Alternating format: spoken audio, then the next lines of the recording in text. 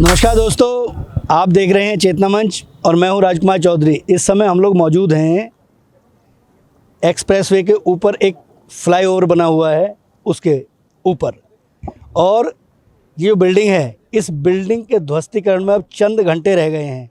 आज 28 अगस्त है, सुबह के तकरीबन 10:30 बजे हैं।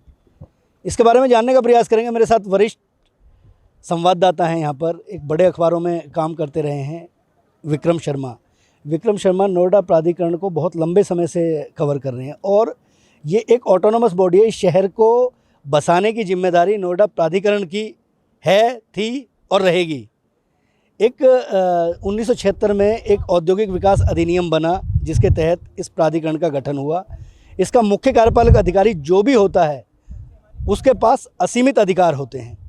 विक्रम जी, ये जो बिल्डिंग जो बनी, ये बिल्डिंग किस अधिकारी के समय में इसकी अलॉटमेंट हुई, और नोएडा प्राधिकरण की फंक्शनिंग किस तरीके से होती है?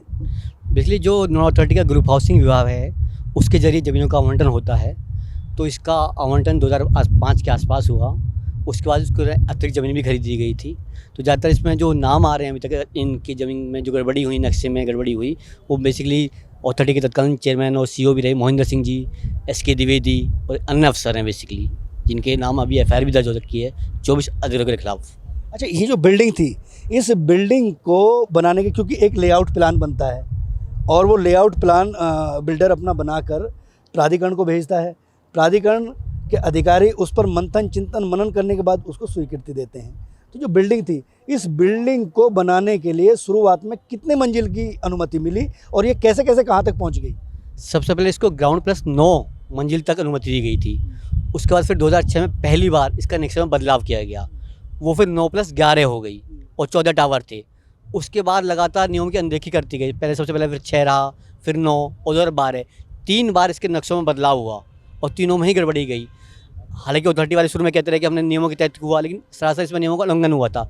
नेशनल बिल्डिंग कोड के अनुसार ही 2 टावरों के बीच की दूरी कम से कम 16 मीटर होनी चाहिए, जो यहाँ 9 मीटर ही है लगभग।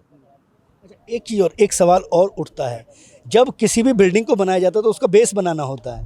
तो स्वाभाविक तौर पर अगर अनुमति 9+1 की अगर मिली है, तो शायद हो सकता है कि 12 तक की बेस बना लिया हो। लेकिन इतना बड़ा बेस बनाने के पीछे भी सारी चीज़ें, कहीं ना कहीं बिल्डर भी इसमें इन्वॉल्व रहा, क्योंकि उसे बेनिफिट होते रहे। बेसिकली ये शायद आपको जानकारी भी होगी कि शुरुआत में इसकी परमिशन 40 मंजिल तक हो गई थी, लेकिन वो अलग बात है, RWA बीच में लड़ाई में कूद गया, कोर्ट चला गया मामला, तो 32 और 29 पे जाके सफ़र रुक गया, नहीं तो ये 40 मंजिल तक बन जाता।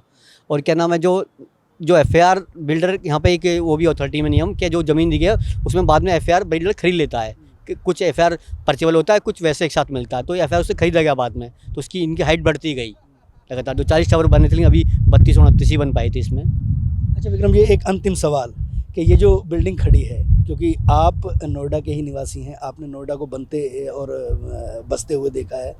यहाँ से मेरे ख्याल से यमुना की दूरी शायद 100 मीटर के आसपास ही शायद होगी। ये दोआब का क्षेत्र है।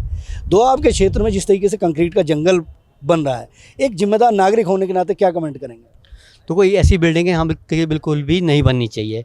अभी कम से कम यहाँ 200 फीट तक पानी का लेवल पहुँच चुका है। इस तरह बिल्डिंग जो बेसमेंट बनते हैं और पानी काफ़ी सींचते हैं, यहाँ ये तो है, ये कितनी अनगिनत बिल्डिंग बन चुकी है। यहाँ का जलस्तर हर साल हर 3 मीटर से अधिक घटता जा रहा है, मतलब। तो अभी 200 फीट से पानी नहीं है। कुछ साल पहले यहाँ 40-50 फीट पर आसानी से पानी मिल जाता था, लेकिन अब पानी का बिल्कुल लेवल गिर जा रहा है, जो आने वाले टाइम में बड़ा संकट खड़ा होगा। आज भी पूरे शहर में पानी की आपूर्ति काफ़ी कम हो चुकी है, क्योंकि संसाधन रहे नहीं। पानी, ये ऊँची इमारतें जो बनी गई थी, सब पानी सोख चुकी हैं। बहुत महत्वपूर्ण और बड़े मार्मिक क्षण है, क्योंकि देश जब आज़ाद नहीं हुआ था तो अंग्रेज़ों के समय में कोई कायदे कानून नहीं थे। देश आज़ाद हुआ तो संविधान बना, और संविधान बना तो जितने भी अधिकारी हैं उनके भी कार्य क्षेत्र निहित हैं। सरकारें आई, लोकतंत्र में आम आदमी विधायक चुनता है, विधायक मुख्यमंत्री चुनता है, और सरकार बनती है। सरकार किस तरीके से अनदेखी करती है, ये जीता जागता उदाहरण बिल्कुल दिल्ली से सटा हुआ। तो क्या हम आज़ाद हुए हैं? क्या यही आज़ादी थी कि हम कंक्रीट के जंगल बनाए जा रहे हैं, और ऐसी ज़मीन पर कि जो ज़मीन सह नहीं सकती? क्या कभी नोएडा भुज नहीं बन सकता? बन सकता है, बन जाएगा, क्योंकि जिस तरीके का पर्यावरण के साथ खेल हो रहा है, उसके दूरगामी परिणाम बहुत बेहतर नहीं होंगे। सवाल है आपके लिए, सोचना चाहिए। कैमरा पर्सन शिवा के साथ राजकुमार चौधरी, चेतना मंच, नोएडा।